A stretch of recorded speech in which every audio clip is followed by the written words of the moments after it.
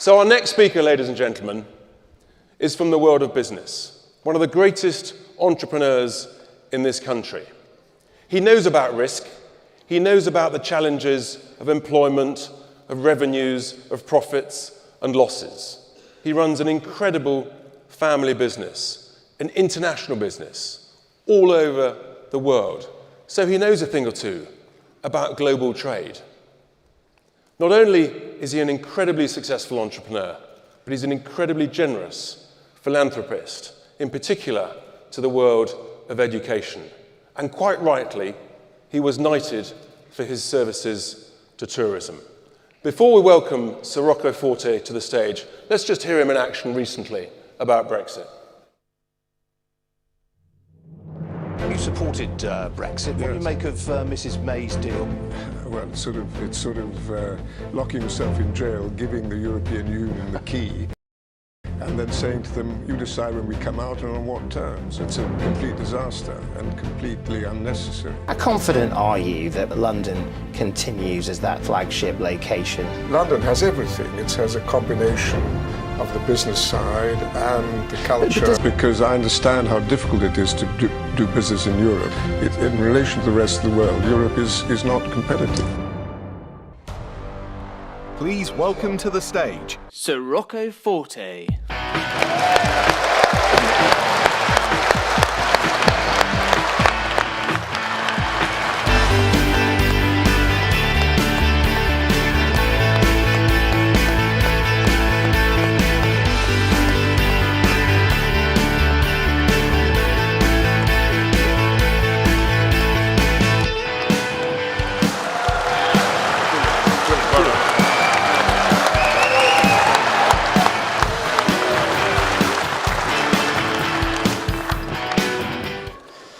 Good evening. I wouldn't be here today making this speech, and neither would Tim, if we followed the example of businessmen and women who are reluctant to speak out in favor of Brexit. They would argue he and I ought not to speak our mind because it will alienate a proportion of our customers who might not agree with us. Certainly not you. But I believe that at a time when the country needs clear information from those who do run businesses, that people like us must speak out about the potential benefits and huge opportunities in this monumental change we're standing on the threshold of. Because while Corbyn calls this a crisis, I call it a turning point. A turning point with benefits that are potentially so great it would be irresponsible not to point them out. We would seem to be moving to a no-deal Brexit, by which I mean WTO-based Brexit.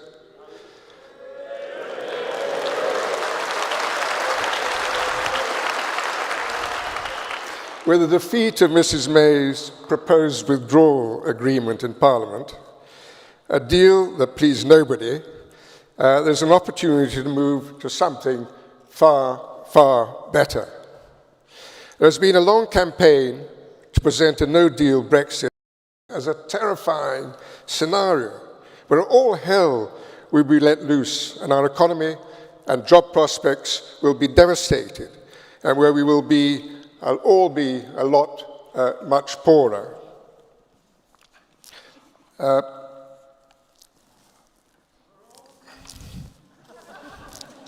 As that piece of paper carefully posed to stick out of the minister's folder said, "No food, no Channel Tunnel." This tells you everything you need to know about how far the government is prepared to go to scare people into giving up on what they voted for. How patronizing to think that British people will believe a line like that. And now we hear the Chancellor, Philip Hallam, he seems to have his own private policy on Brexit. In the thrall to the vested interests of big business, privately told executives in a conference call yesterday that has been leaked, that ministers are planning to stop a no-deal Brexit even if it means rescinding the triggering of Article 50, reversing the Brexit process entirely. If this is true, the government is creating panic where there does not need to be panic and caving into the scare stories to potentially utterly betray the British people.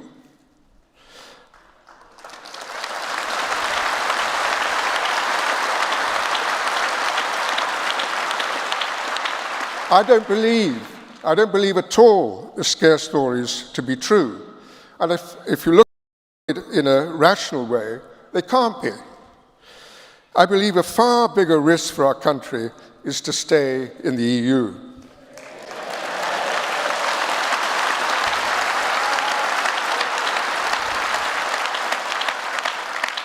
Remainers have never been able to sell the merits of the EU and the European project because it's unappealing to the British electorate who can smell a rat a mile off. So they have restricted themselves to talking about reforming it from within. This is a fantasy story, as unrealistic as they claimed they were setting out to reform, as if one claimed one was setting out to reform the mafia from within.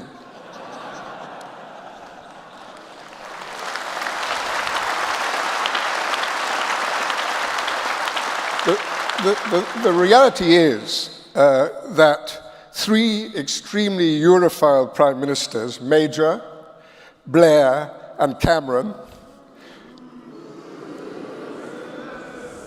all passionate about the EU and well in with its leaders, never managed to wring a single concession out of it. So, with nothing to say of any real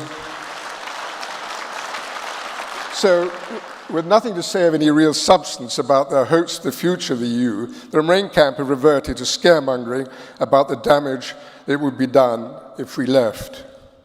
This is the main thrust of the Remain campaign as the country moved towards a leave vote, and this is what is happening today as the country moves towards a no-deal Brexit. They were completely wrong the first time round. They are completely wrong again today.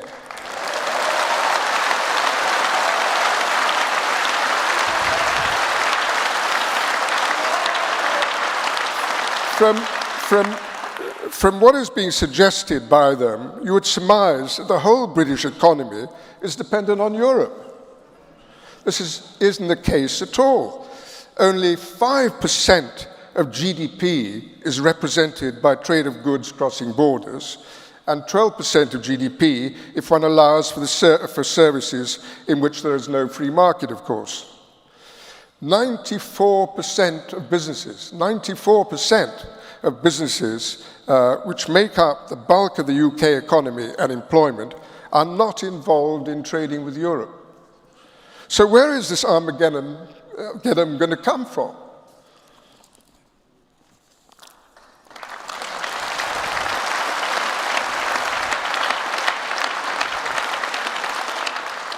All the cliff edge and the crashing out bears no resemblance to reality. Trade with Europe or travel into Europe is not just going to stop when we depart from the EU. A wall isn't going to go up between ourselves and other European countries. They will continue to export to us as we will continue to export to them, but under different rules.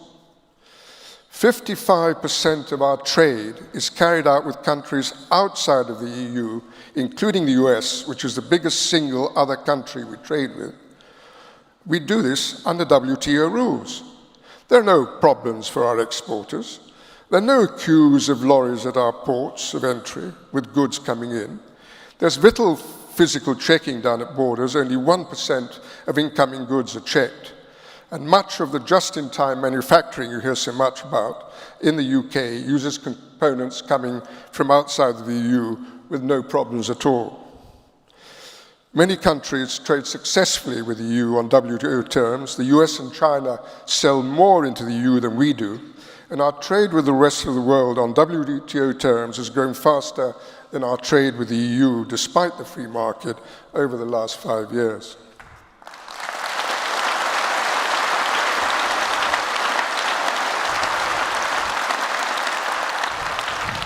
Tariffs, of course, will be levied on British goods exported to Europe, but these amount to about £5 to £6 billion, less than half of our current net contribution to the EU. Exporters have the benefit, of course, of the 15% devaluation of sterling since the Brexit vote, which will more than compensate for the tariff increases. Leaving to trade on WTO rules means we are immediately free of EU control.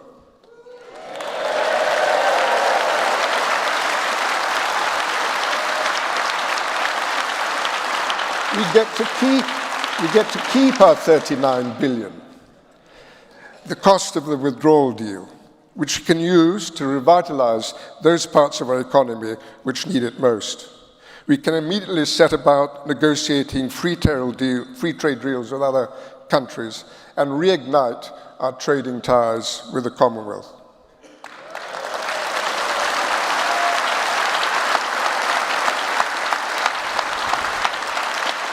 We will also be free to set our external tariffs in ways which benefit our own economy. We will be able to lower tariffs to the benefit of our consumers on imported goods that we do not produce ourselves. It is suggested our economy, the fifth largest in the world, is far too small to secure free trade deals on advantageous terms. And even if we do it, it will take a long time. What nonsense!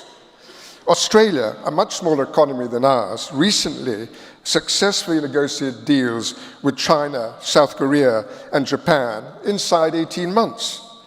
Iceland, a tiny economy, has a trade deal with China. It is the EU that takes forever to negotiate trade deals, as it has to take account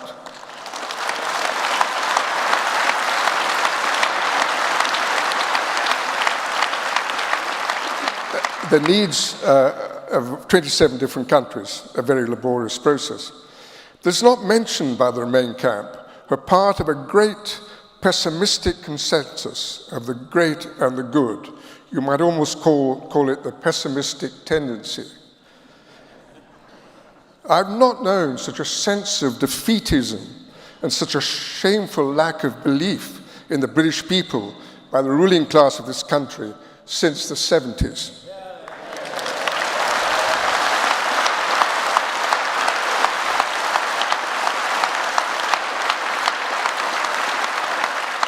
It is almost treasonable how little belief the elite have in the innate brilliance, resilience, and ability to thrive of the British people.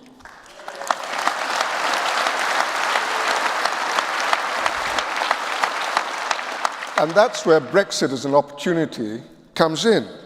In the 70s, Mrs. Thatcher dragged us out of our torpor and enabled us to see the light, to become competitive, a force for good in the world once again. Today,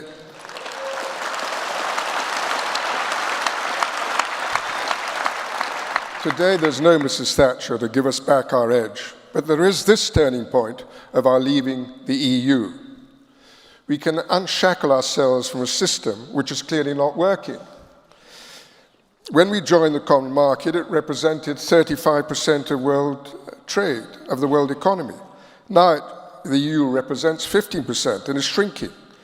The world economy is expanding at a much faster rate than the EU and will continue to do so. Why? Why should we restrict ourselves to such a small share of the world's trade with all the bureaucracy, control, and subservience it entails?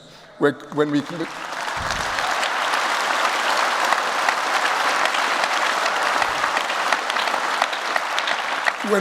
can become members of NAFTA and the Trans-Pacific Partnership.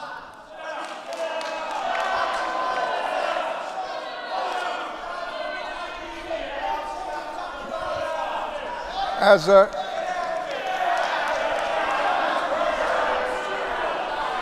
hotelier,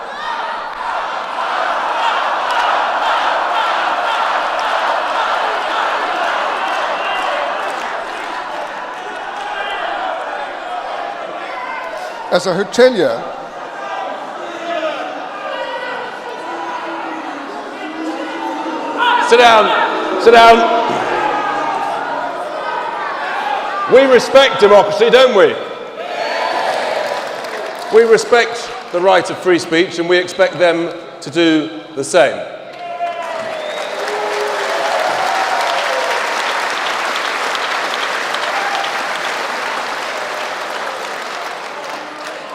Carry on, Rocco.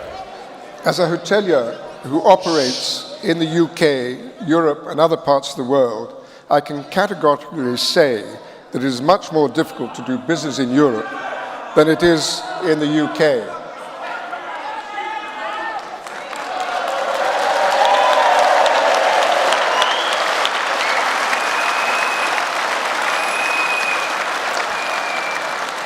The EU's high corporate taxes, complex labour and legal system make Britain's low taxes and fair laws very appealing.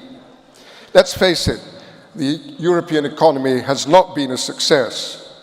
Since the financial crisis, it has grown much more slowly than our own, and a number of European countries have not yet returned to their pre-crisis GDP levels.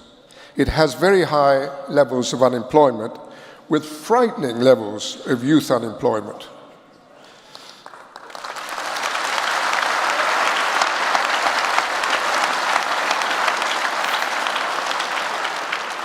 We stand on the threshold of a unique opportunity to be free of all of that. Why on earth would you cling to all that failure when you can carve out your own success?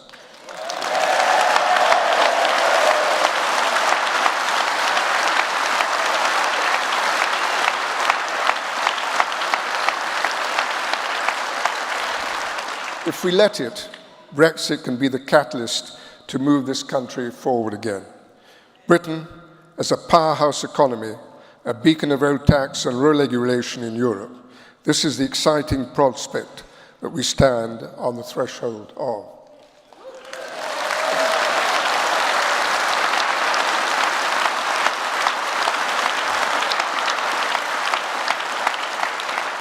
We mustn't let the doom mongers talk us out of it. We must tell the good news about this historic moment of opportunity, allowing the British people to grasp it and make it their own. Thank you.